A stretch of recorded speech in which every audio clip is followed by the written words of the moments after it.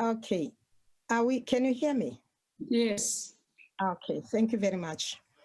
Let me start by saying that thank you very much, Mr. President. Thank you very much, the minister and all other ministers that are online, as well as our development partners. I won't take a lot of time, doing the introductions and all of that.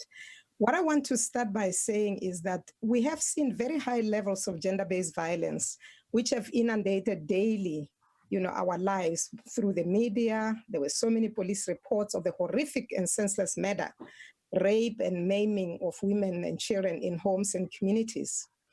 There is a culture of violence and intolerance in our society that manifests itself throughout, whether it's in the home, workplaces, places of worship, neighborhoods, whatsoever. And it doesn't care whether it is class-based or race-based or geographical location-based.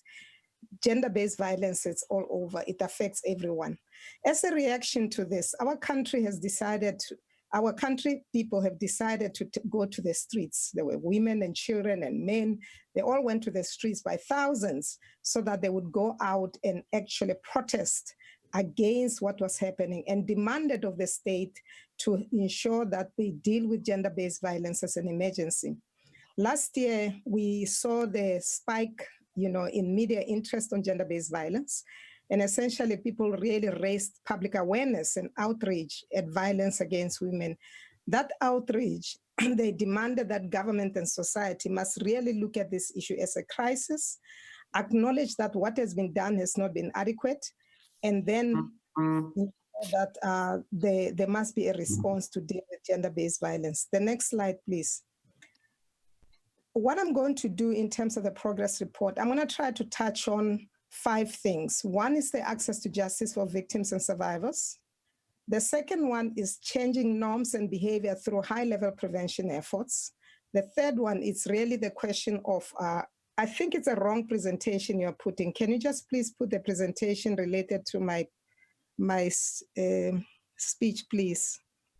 This one is on the National Strategic Plan that you have put in. There are 2 presentations. One is on the National Strategic Plan, and the other one is a presentation on, it's a presentation related to what I'm supposed to tell you. Can you please change?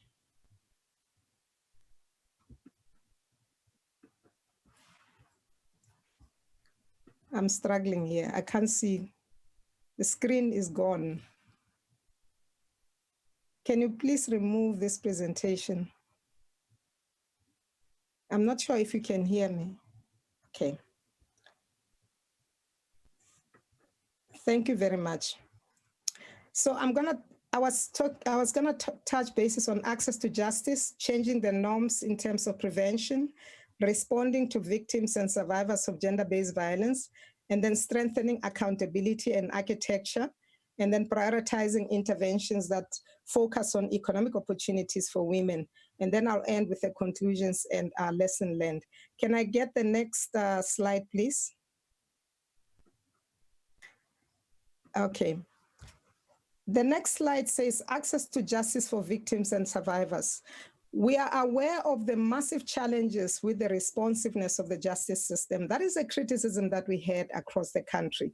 Consequently, the report has focused on improving capacity to investigate and prosecute sexual offenses and prioritized gender-based violence, which was very, very good. Secondly, we developed the Human Resource Plan for Family Violence and Child Abuse and Sexual Offenses capability. And when I say we, I'm talking about government working together with civil society as well as development partners. We develop and enhance the FLS system to track the processing of gender-based violence-related cases that allowed for automatic weekly reporting, which was something that was not done before.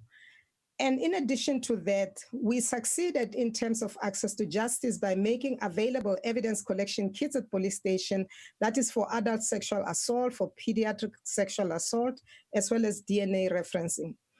We also succeeded as a country to have the Family Violence and Child Abuse and Sexual Offenses units strengthened with about 312 policemen who were trained to deal with gender-based violence. Furthermore, on the question of access to justice, The cold case task team was established on the 1st of October 2019. And believe it or not, it has since analyzed more than 700,000 dockets related to sexual offenses. That tells you how serious a problem this is in the country. The NPA has also commenced with addressing the long outstanding sexual offenses. Of course, this is done in a phased approach. We also, as a country, have ensured that we've got the multifunctional teams. They've been established and they are working with selected courts to create a victim-centric justice system in targeted provinces. There are 3 laws that have been prepared by the Department of Justice. That is the criminal law, that is a sexual offenses and related matters amendment bill. It has been prepared. The domestic violence bill has also been prepared, and the criminal matters amendment bill also has been prepared. And this deals with the question of bail and sentencing. And it is being consulted. Today is the last day, for consultation. Coming now to the question of changing norms in terms of prevention. We understand that patriarchal system molds attitudes and masculine practices of young men and boys. Essentially, what it does, it encourages domineering behavior towards women as men prove their manhood, essentially by committing violence against women. So what it is that we've done? Well, we have introduced mass media campaigns which are targeting the public domains that also focus on men's groups and formation. It also focuses on offenders in prison and the youth at risk. We have commenced with the gender-based violence sensitivity training, which is targeting the law enforcement officials, the prosecutors, the magistrates, the policymakers, as well as media houses. We're fortunate in the sense that the Department of Higher Education has put a lot of resources on higher health, and they have been able to engage to drive behavioral change in institutions of higher learning as well as further education. The government launched the 365-day sustained campaign to prevent and condemn gender-based violence in partnership with First for Women and the UN Sustained Media Engagement through the social media and public awareness on gender-based violence overall. There were other interventions that were done, like the Vukuzenzela publications, which was done by GCIS to raise awareness on the agency to end gender-based violence. Other initiatives were the Tree Men's campaign, the comprehensive sexuality education, the March Against Gender-Based Violence, which was led by Public Service and Administration, as well as some of the initiatives on women in media dialogue, which posted quite a lot of posters and had numerous print and broadcast media promotions. Coming now to the question of responding to victims and survivors of gender-based violence. We all recognize that survivors of gender-based violence have continued to face a secondary trauma, which essentially prevents them to have access to necessary support and justice. This, of course, is an additional violation of their human dignity. To this end, we succeeded as government and civil society and development partners to have a complete resource audit of the existing Thuthuzela care centers in 5 provinces. So we also ensure that we look at all of these places to see how adequately equipped are they to be able to address the problems that we're facing. So the audit that it offered also the pre-exposure prophylaxis so that those people who are violated sexually can be able to prevent HIV. And we did so in order to determine the correct baseline to ensure that the provision is available in all of the facilities to meet the requirements when required. And then also more than 9 buildings were identified as additional shelters. Still on the question of responding to victims and survivors of gender-based violence, we have ensured that in the Thuthuzela centers, we are upgrading them. There are 5 new Thuthuzela care centers. The sites are in the Eastern Cape, Free State, Gauteng, KwaZulu-Natal, Limpopo, and Northwest, as well as the Western Cape. And the other initiative that we implemented with the assistance of the United Nations was the question of the Rapid Result Initiative. And this initiative was helping us to say within 100 days, what is it that you can do? So you focus your work on a daily basis to see what it is that you can achieve. We piloted that as a potential vehicle through which to build an expanded response to gender-based violence. On the fourth point I wanted to mention is strengthening accountability architecture to respond to the scourge of gender-based violence. We are aware of the uncoordinated and fragmented way that the key role players and stakeholders who implement gender-based violence and programs and intervention, this has undermined the response to gender-based violence in the country. So it was necessary to strengthen accountability. We're very happy that the President, the Cabinet, and Parliament have individually and collectively committed themselves to work alongside all sectors of society to address this particular social challenge. The government has agreed on a multi-sectoral model. They bought into it. Civil society has also called for a holistic inter-organizational and interagency cooperation and collaboration to ensure that there is active participation by all those who are affected by gender-based violence. We are happy with what the minister has already indicated, that the structure of the gender-based violence has already been approved by Cabinet, and also that the draft Gender-Based Violence Council bill has been prepared because it's got to be a legal entity in the long run. And also you heard that there is already an interministerial committee. Now on the fifth point, which I'm coming closer to the end, is really prioritizing interventions that facilitate economic opportunities. Here is where we did not do as much work as we had planned to do.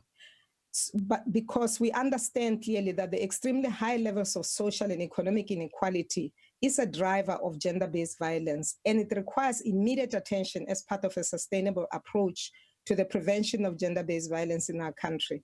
So we started with two initiatives. One was the economic opportunities, which was initiated for women within the sanitary dignitary program. There we looked at the value chain within the manufacturing, the purchasing, the sourcing, storage and distribution, packaging and disposal, as well as waste management, to see where women can fit in, within this particular value chain. We also ensured that we contracted 319 participants from other areas in order to deal with gender-based violence in the 8 provinces. In conclusion, I want to say that we have prioritized and improved capacity to investigate and prosecute cases of sexual violence. We have heightened national multifaceted and media campaign to prevent gender-based violence through norms and behavior change. We've increased human resource capacity and provision of infrastructure so we can urgently address the question of gender-based violence. We've introduced and piloted innovative interventions that are evidence-based to improve effectiveness and quality of services provided. We've increased accountability through provisioning of strong political leadership, commitment of substantial state resources and reporting. We've introduced a range of legal and regulatory reforms in the legislature to strengthen the state's response to gender-based violence. We've introduced interventions to facilitate economic opportunities for addressing women's economic vulnerability. And lastly, we've enhanced and strengthened partnership. Thank you very much.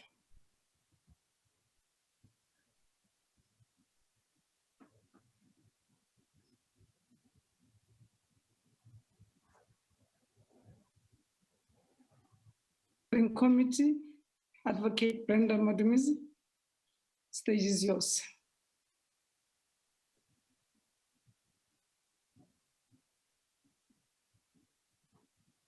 Brenda.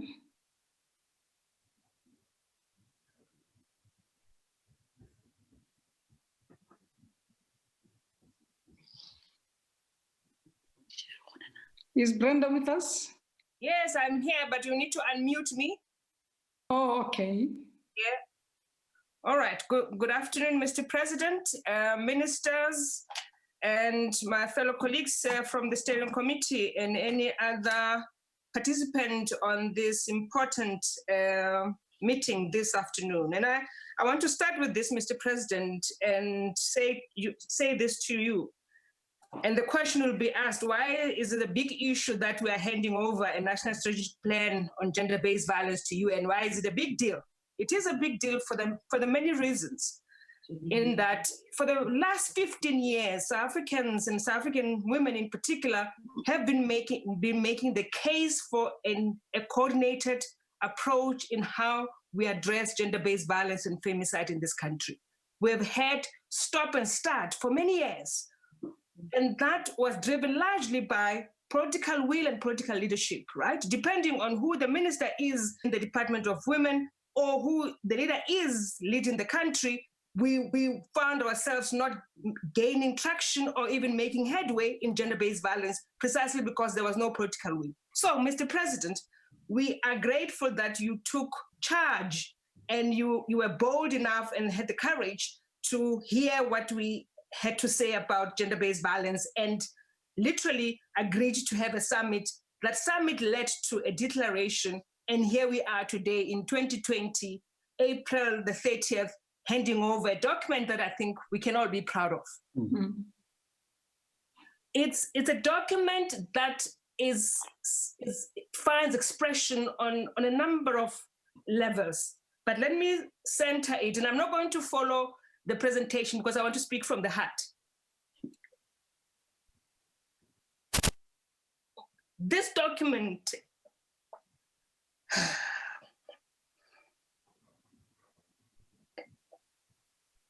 Mm-hmm. We've got a member of a young woman who died after giving birth, who was part of the total shutdown. Mm-hmm. Sorry.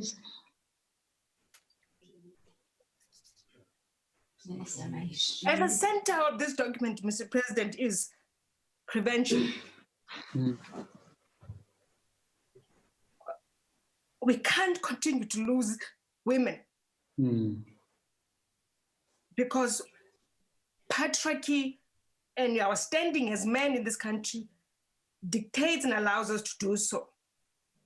So when you read the NSP, Mr. President, is that it finds expression on prevention. We need to pull all our resources on prevention. And once we pull those resources on prevention, it's easier to deal with law and policy reforms, to deal with care and support, to deal with research, to deal with economic empowerment or economic power, precisely because almost all of us, the 58 million South Africans, understand why it's important to rid this society of violence, right? Especially to women and children in this country.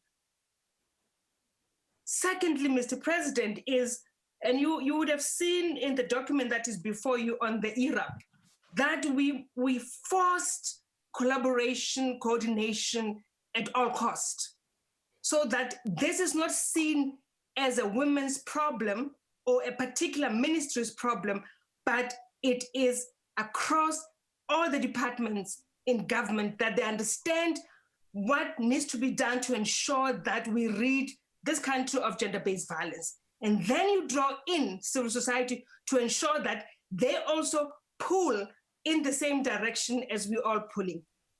Why is this NSP important? It's for the simple reason that will all of us, the 58 million South Africans, who are going to be speaking from one hymn book. We are not going to be fragmented any longer. We are not going to be sending different messages. We are going to be consistent and constant in the messaging that we give to South Africa on gender-based violence, right? So, Mr. President, as you address and you are dealing with the COVID-19, it's that gender-based violence forms part of every single work that is being done by the teams that you have. We will continue in the work that we do as respective NGOs to support this work that has been pulled within the National Strategic Plan. It has 6 pillars, Mr. President, and those 6 pillars talk to each other. They're not separate, they're interlinked and intertwined, right? And all that we are saying as this steering committee, as we hand it over, is that what we're looking for, and under your leadership and your stewardship, is that you are going to foster this collaboration and coordination that we tried to start with, right? So that we are not found faltering in the execution of this national strategic plan. There is going to be a permanent structure, right? And we decided on a lean and mean structure because we didn't want the resources that must go towards the programs and the interventions themselves to be sucked into a huge structure. So we proposed a lean and mean structure. You will see it's made up of 13 individuals, and that takes cue from the declaration, where the declaration specifically provided for 51% of the members of the council should be coming from civil society. So of the 13 members, you will have 7 of those coming from civil society and 6 from government. And I think the 6 is made up of the interministerial committee that is been spoken about, right? Mr. President, I need to emphasize this. For this to be a reality for the many, is that the resources must be made available. The costing was done for this NSP. The figure given and that we worked on, we're looking at 8 billion to fund the entire execution and implementation of the National Strategic Plan, right? Those resources must be made available so that a year, 2 years, 3 years down the line, we are not back here again, or we don't have South African women being on the streets demanding answers again, right? So it's important that once this document has been approved by cabinet, that we understand what it means when we say it's been approved. It means then that it must start to be implemented, not yesterday, but as from tomorrow, that almost every government department sits with this program, with the NSP, and understand how it should be implemented. And we're asking for speed in its implementation. We cannot afford to sit back and put stumbling blocks on why the NSP cannot be implemented. So for me, it's that it has been a journey that was worth it, that we can give to government a blueprint on how we as South Africans, the 58 million of us, because we are looking for a collaborative approach, multi-sectoral approach, that all of us, the 58 million, have got a stake in shaping the future of this country and making sure that women's equality is recognized and it's a lived experience. We just don't say these things for the sake of saying them, right? So prevention, Mr. President, execution and accountability, those are key to this work, and we would like to ensure that as we hand over this national strategic plan, that you are, as you lead the team, you appreciate and you keep on saying to them, this document is about execution, execution, execution, right? And that we do not have the luxury of time as South African women, as South African citizens, to sit back and not implement what we have worked on tirelessly for the 2 years that we have done this work. So in closing, Mr. President, I need to say this, as Minister Nkwane Mashabane said earlier, we did not wait for resources to be made available by government to do this work. This work was made possible by the sheer passion and drive of the many women in that steering committee, and found resources from Lotto, from Ford Foundation, from UNFPA, from UN Women, from Department of Women, from Social Development, who, when we went out to do the consultations, resources were made available for those consultations to be a reality. We engaged extensively with multitude of South African women in shaping this document. So be rest assured, Mr. President, this document has got the fingerprints of every single South African man and woman who participated in the consultation process. So, Mr. President, finally, I want to thank the team that worked with us in producing this document and understanding the magnitude and appreciating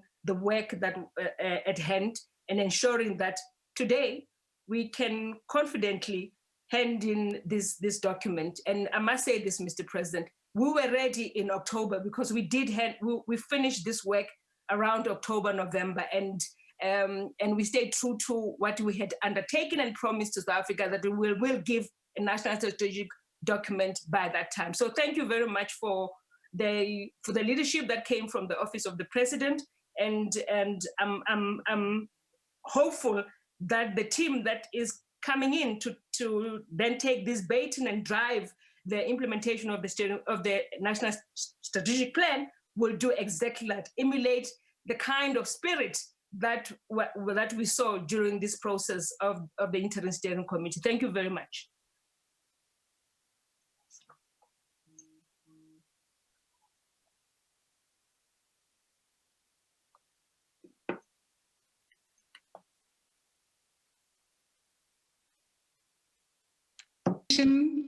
Implementation and more implementation.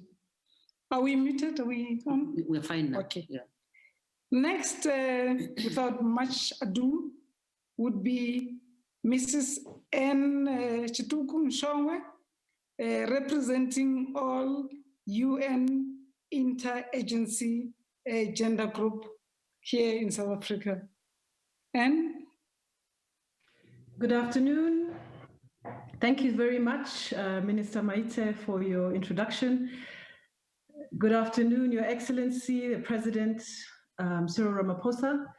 I also want to recognize the Minister in the Presidency responsible for women, youth, and persons with disabilities, with whom we have worked very closely over this entire period. I want to recognize Deputy Minister Professor Hlengiwe Mkhize as well, with whom we have worked very closely. I want to recognize the ministers who are here present as well. The co-chairs of the Interim Council for Gender-Based Violence and Femicide, both Professor Olive Shisana and Advocate Brenda Madumise, who have led with excellence, Your Excellency. They have demonstrated a model of leadership that, as the United Nations, we have recognized as a first. And we really look forward to seeing this as we move forward in the Gender-Based Violence Council, a true partnership between government and civil society. We want to recognize also all the members of the Interim Steering Committee who have worked tirelessly to make this work happen. And my fellow development partners whom I represent, the United Nations that I represent as the chair of the Interagency Gender Theme Group, but also the GIZ, the EU, the US government, Irish Aid, all of whom have contributed financially and technically to this process. And I just want to recognize them here. As development partners, we acknowledge the unparalleled leadership that Your Excellency has exhibited. Your name is now well known across the world, and in Africa, you're now celebrated as a champion for gender-based violence and femicide because of the work that we have seen here in South Africa, and we look forward to seeing your continued leadership in this space, including at the African Union. We would like to really commend the continuing work and relationship of this Interim Steering Committee and congratulate them for the hard work that has taken place in this Emergency Response and Action Plan, but also in the National Strategic Plan. This Emergency Response Action Plan, there's a lot of work that still needs to happen, but there are some key areas that you heard from Professor Shisana that we believe are beginning to show some signs of real change across the country.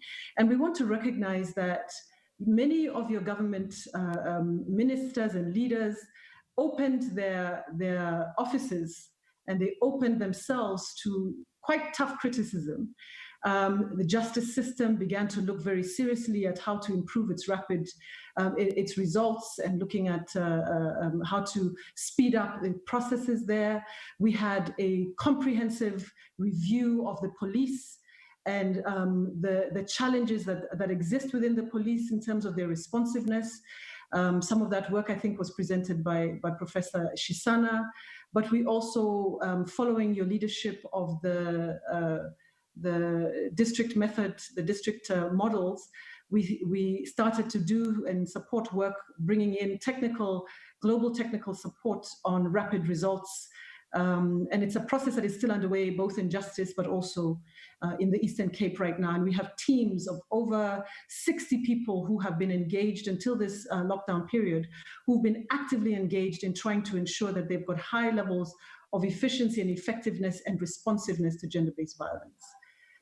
The National Strategic Plan is now completed, and we are very, very proud as the UN that it is very well aligned to the comprehensive essential services package that serves as a global minimum standard for prevention and response to ending violence against women and girls. And we would continue to work with the National Strategic Plan in supporting this process to ensure that those standards are held up and that we are able to share whatever technical guidance we can. We recognize that this National Strategic Plan not only talks about women, but about girls, about children, about women in all their diversity, including those persons with disabilities, but also gender non-conforming persons and victims of human trafficking, women who are taking drugs and other forms who are really furthest left behind in all parts of the country. We also want to recognize right now, Your Excellency, that GBV is a big issue during the Corona period, and that in fact we are calling it the shadow epidemic. And so while the world is grappling with health issues and grappling with socioeconomic issues, the United Nations has identified violence against women and children as a shadow pandemic. As the pandemic grows, violence against women grows. And even though we have heard that data is pointing to a reduction, we know that there has been reduction, particularly in public spaces, and we are happy to hear that. But we also know that a key feature of gender-based violence during this COVID period is underreporting because of proximity to their partners. As you know, intimate partner violence is the highest level of violence, even in this country and across the world. 203 million women experience intimate partner violence on an annual basis. And in normal contexts, most women walk to the police stations and walk to clinics rather than use online reporting. And so we want to recognize that even though there have been some marginal increases through the call centers, that we know that there has been underreporting. And it is crucial, Your Excellency, that during this time, all support services to victims of gender-based violence are highlighted as critical essential services and are invested in, and that there is significant attention to these essential services as we are giving to food, to water, and to health, because we find that these are easily forgotten. Your Excellencies, ministers here present, co-chairs, and all the partners with whom we have walked this journey and have had the privilege to serve, we want to commend your excellent work, and we want to say from us as development partners, we will continue to lend our unwavering support to the Interim Ministerial Committee and to the new Gender-Based Violence and Femicide Council. It has been a privilege to serve. Thank you. Thank you.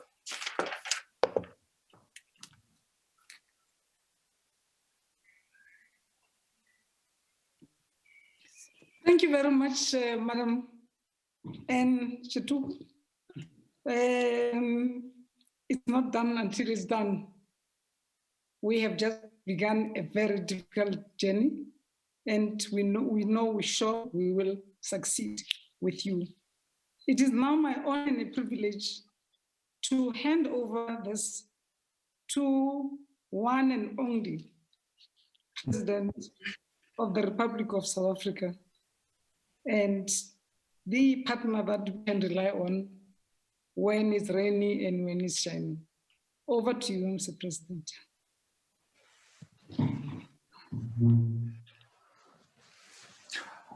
Well, thank you, Minister Maite Nkwana Mashabane, Minister of Women, Youth, and Persons with Disabilities.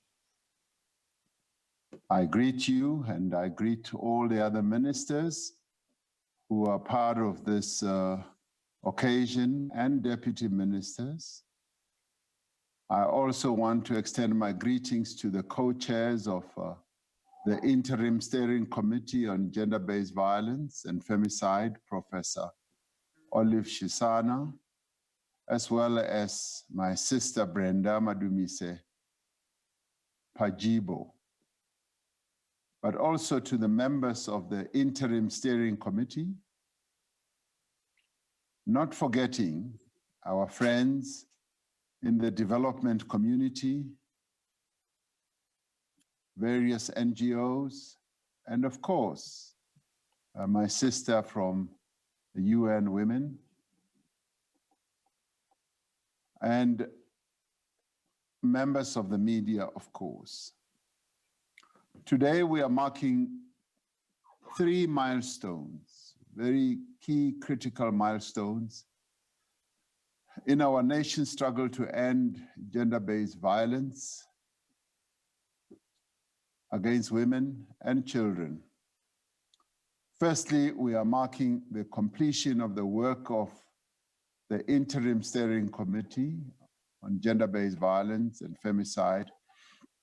I must say, truly excellent work that this Interim Steering Committee was able to execute. Much as they were an interim steering committee, they pulled out all stops, they excelled and worked day in and day out. And sometimes when people are put on interim structures, they tend to be very interim and very tentative and very uncertain in executing their tasks. But I must say this interim steering committee really folded their sleeves and got down to doing real meaningful work to advance the cause of women in our country against gender-based violence. We set this interim committee up in the wake of the 2018 Presidential Summit on Gender-Based Violence. Secondly, the other milestone is the committee today is handing over the 6-month progress report of the Emergency Response Action Plan. But we are also releasing, and this report is being handed over to me, the long-awaited National Strategic Plan on Gender-Based Violence, which was one of the key decisions of the Presidential Summit that was held in 2018. Now, earlier this week, we commemorated one of the most important days in our calendar, our Freedom Day, where we reaffirmed our commitment to our Constitution as a country, to the framework that we set out to craft in 1994, in which is embedded the rights of all our people, but more importantly, also the rights of women and children that are fundamentally tied to our sense of nationhood. South Africa, as many of us know, is one of the most unsafe places in the world to be a woman. Gender-based violence impacts Black and white, young and old, rich and poor, heterosexual, and people with diverse sexual orientation, gender conforming or non-gender conforming, urban or rural. The protests that we were all witness to, that took place last year in response to a series of what one would call high-profile incidents of rape and murder of women and girls, were in many ways a clarion call from the women of our country through their various formations, women's movement, and all of society, that more needs to be done to combat the scourge of gender-based violence. As we recall, the women of our country made a clear call to the whole nation that something serious and drastic needs to be done to bring an end to gender-based violence in South Africa. And these were cries of frustration and anger that, despite our progressive laws, we as a country had failed to protect the women of our country and the girls of our country from abuse, ill treatment, and femicide. It gave us a reality check. It was clear at the time that a coherent and more measurable strategy to deal with this growing problem was sorely needed. And at exactly the same time, we found that a number of other countries were dealing with the same type of problem. France, Spain, Cote d'Ivoire, and a number of other countries on our continent. And it therefore called on us that we needed to do something. Now, given the magnitude of the problem, it was clear that it needed to receive the very highest degree of attention. For this reason, I decided to locate the work of the interim steering committee that was set up at the summit in the office of the president. And in fact, the women of our country felt that to demonstrate that we were giving it serious attention, it needed to be located at the highest office in the land. And it was for that reason that I was quite pleased that it should be located in the president's office. Now, I was pleased that the committee comprised government, civil society, development partners, researchers, and scientists. It was a diverse type of committee, and it had the strength of being able to be a committee that would come up with a lot of good ideas. And each of the partners brought their unique perspective on how to address and overcome the problem of gender-based violence.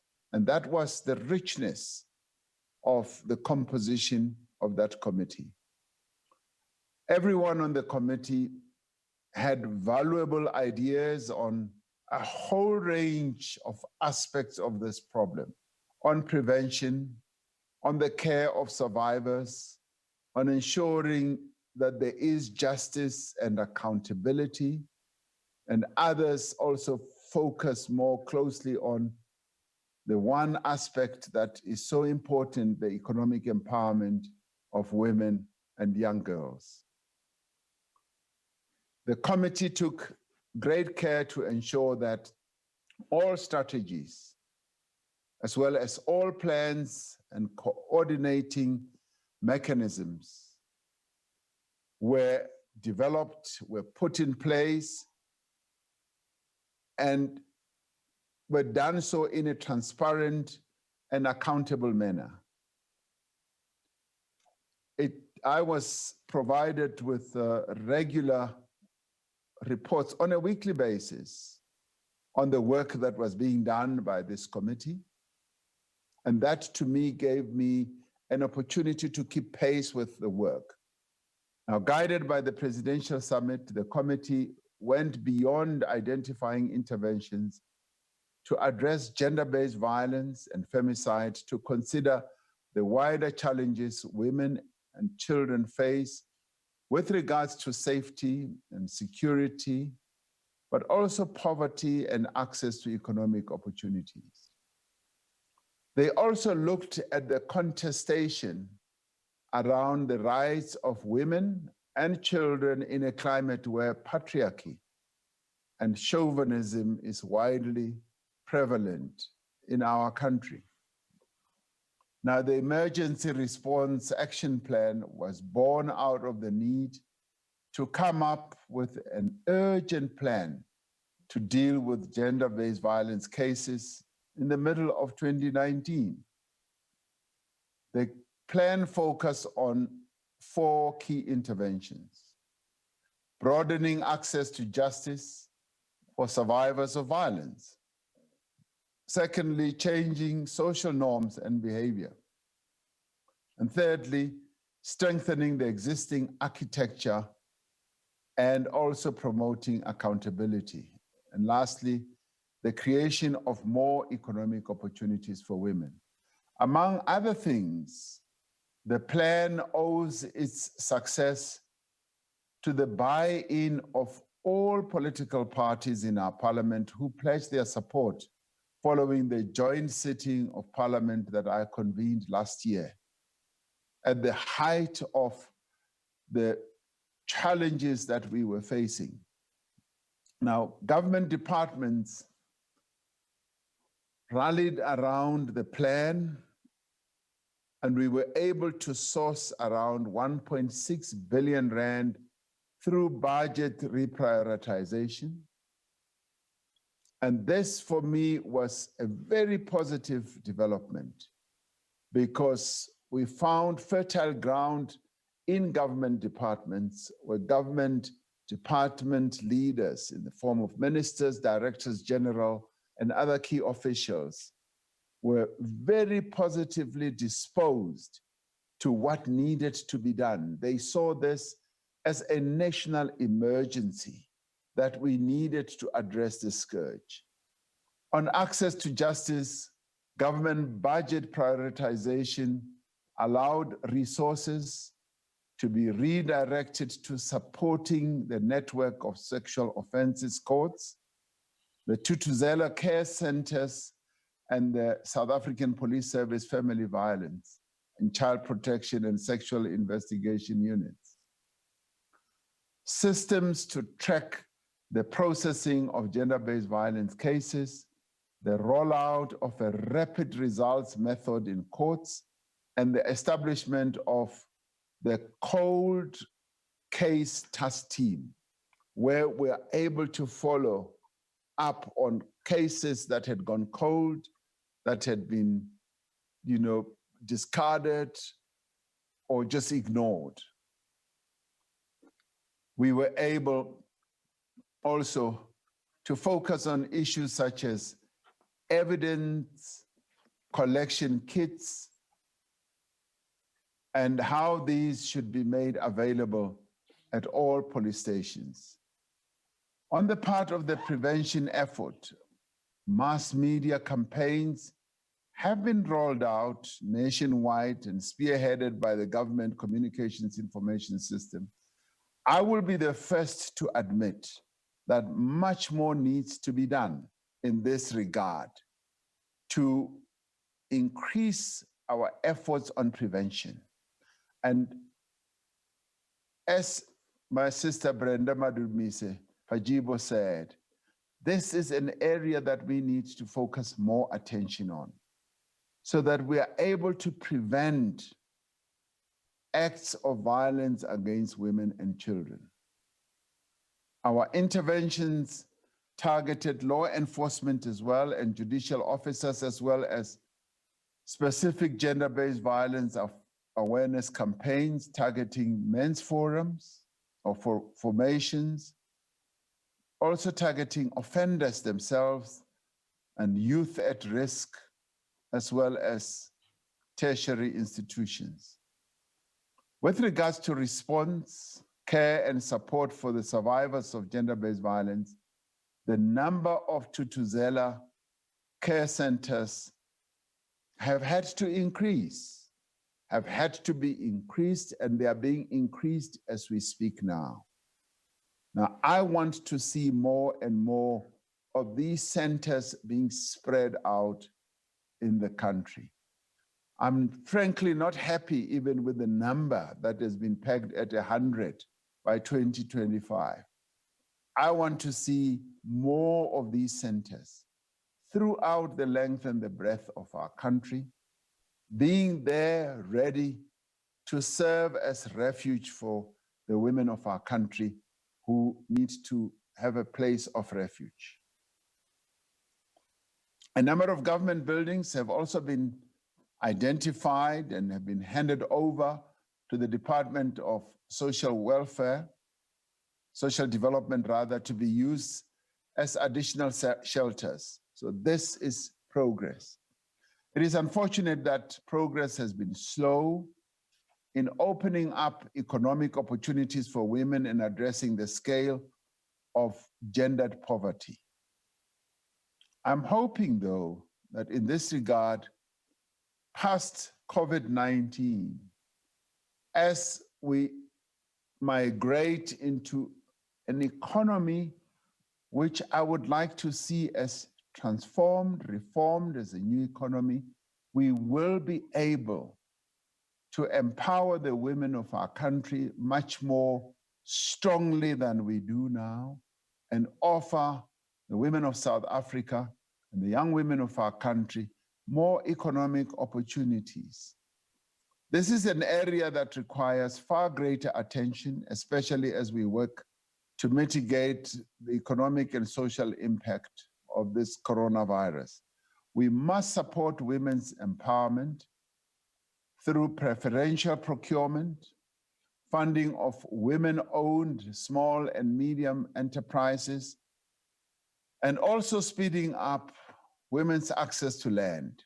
Among other things, South Africa will seek to leverage our chairship of the African Union and our participation in a number of other regional and continental and international bodies to promote women's financial inclusion and support.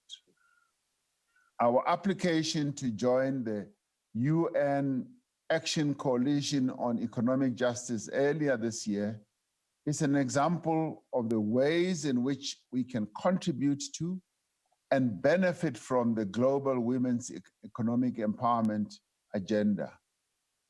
Now, the greatest achievement of the Emergency Response Action Plan is that it fundamentally changed how government departments involved in gender sector interacted and collaborated. The implementation of the action plan enabled government processes that ordinarily are fraught with red tape to be fast-tracked. It inculcated a much smarter approach to using and managing resources because government departments had to stretch their apportioned budgets to meet ambitious targets. From the outset, it was clear that this would be a short-term plan to be implemented over 6 months. We have reached the end of that 6-month term, and the consolidated report being presented today covers those 6 months. Now, the emergency plan helped in a number of ways to set up a delivery mechanism for a longer set of interventions, and the work will now be taken over by the Gender-Based Violence and Femicide Council. The council will also oversee the implementation of the National Strategic Plan, which is being launched today and being handed over to me. Now, this plan is government and civil society's framework to realize a South Africa free from gender-based violence and femicide. It is a framework that will enable us to make the correct and the right interventions. It recognizes all violence against women across age, location, disability, sexual orientation, sexual and gender identity, nationality, and other diversities, as well as violence against children. The NSP, as we call this plan, is premised on the equality of all gender groupings, including the LGBTQI+ community, and affirms that accessing services is human rights based. We will galvanize support for this plan by creating a permanent structure to steer its implementation and budgeting for over the medium-term plan framework that we have. Let us congratulate the Interim Steering Committee for their sterling efforts in getting us to this point. They have worked tirelessly, as I said, crisscrossing the country to engage with stakeholders as we had, and to support the efficient implementation of the plan. I know for a fact that some of the committee members literally drove from place to place, from police station to police station around the country to ensure, for instance, that the much needed evidence testing kits were delivered.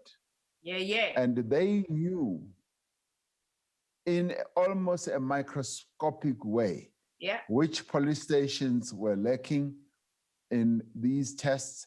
And they kept raising it to a point where the Minister of Police finally had to give me a report and say, Mr. President, we now have these testing kits in all our police stations.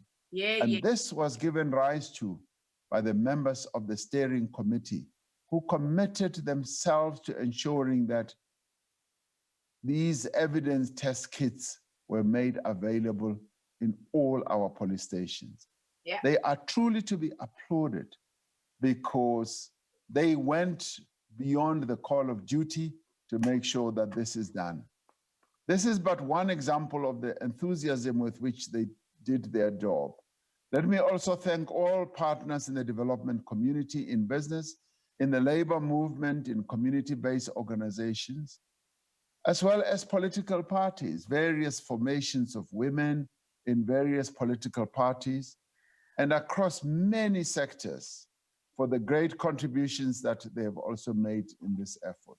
In this year, which marks the end of the decade of African women, 2010 to 2020, and the 25th anniversary of the adoption of the Beijing Declaration and Platform for Action, we remain unequivocally committed to the cause of advancing the rights of women and making sure that their rights that are constitutional are upheld. I hope that the finalization of the Emergency Response Action Plan process actually heralds the start of a new and intensified effort in our country to combat gender-based violence, and that many more milestones will be reached. Now, the coronavirus pandemic heightens the risk of gender-based violence as women may be experiencing emotional and physical abuse behind the walls of their homes. This calls for heightened responsiveness, greater awareness, and practical measures that need to be taken to assist women who find themselves in vulnerable situations as we speak during this lockdown period. Now, as the country enters level 4 of our coronavirus response from tomorrow, the 1st of May, we have determined that persons providing services to gender-based violence survivors are among those who are permitted to do their work and to move around. As with all people returning to work, they would need to adhere to strict health protocols and social distancing rules. We have made much progress, but there is still much more that needs to be done. And I would that we continue with our work to realize a South Africa that is free from violence and that embraces the promise of the human rights for all, but more especially a South Africa that respects the rights of women, that upholds the rights of women, that also applauds the role that the women of our country play in the development of our country as a whole. And with this, I'd like to thank you, and I'd like to applaud all those who've been involved in this effort. This is definitely a great development in our country today. Thank you. Thank you.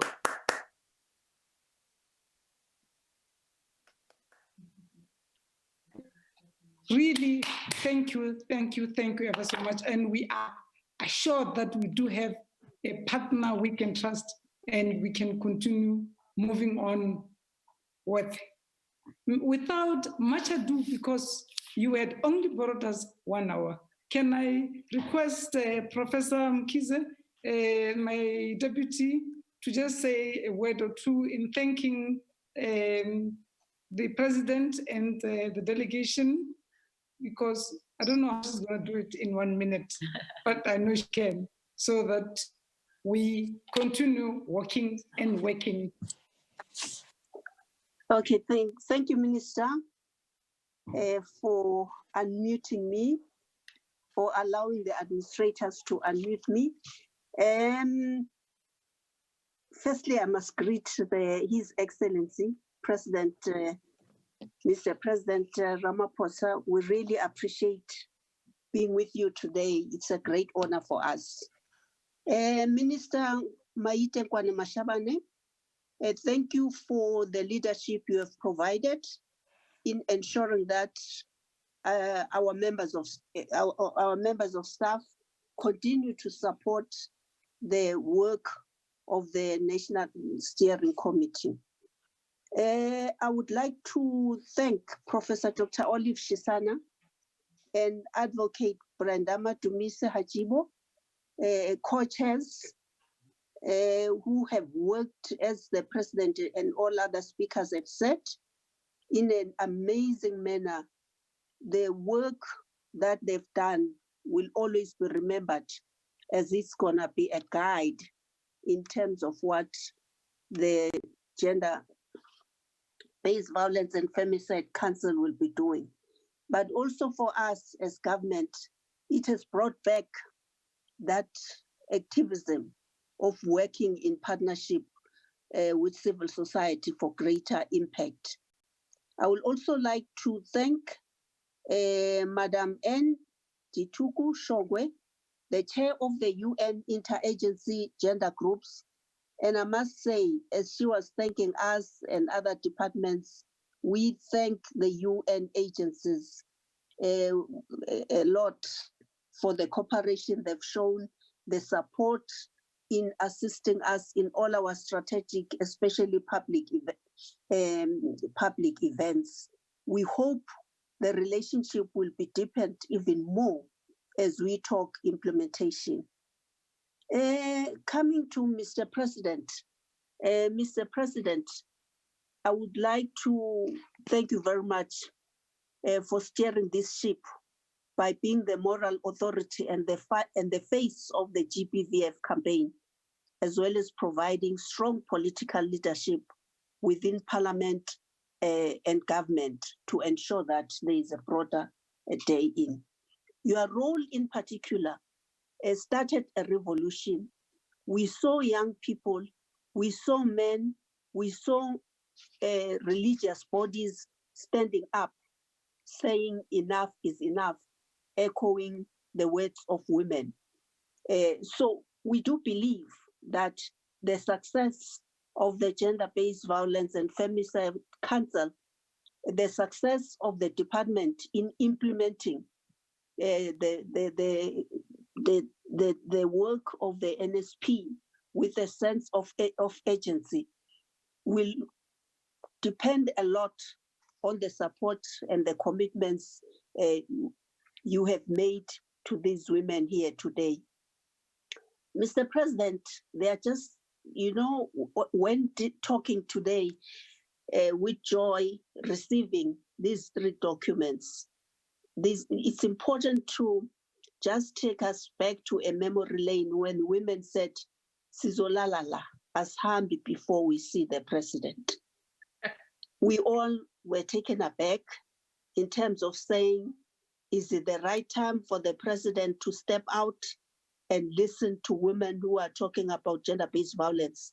Because at that time, it was like it's almost impossible to tackle this problem. But we also remember the day of the summit when, Mr. President, you said you listened attentively, even when women were breaking down, in tears, were showing you the scars. All right, so, well, there you have it. That's Professor Hlengiwe Mkhize. She's the Deputy Minister responsible for children, women and persons with disability, basically thanking all the stakeholders in the fight against the gender-based violence. We've had President Cyril Ramaphosa really today convening that meeting with the interim steering committee that's looking into gender-based violence and femicide. This is the committee that was formed in November. So they were reporting back to the president. It's a 6 months progress report of the action plan, really, and also